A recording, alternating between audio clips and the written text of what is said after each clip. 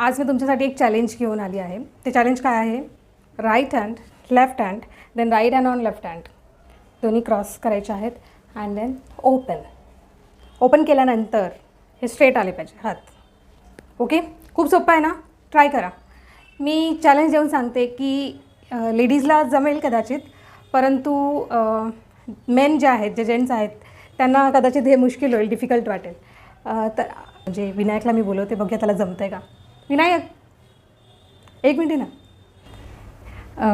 एक चॅलेंज आहे. Right hand, left hand. Right hand left हँडवर ठेवून क्रॉस करायचं आहे. अँड देन आतून बाहेर काढायचं आहे स्ट्रेट. जमतं आहे? कठीण आहे, मुश्किल वाटतं.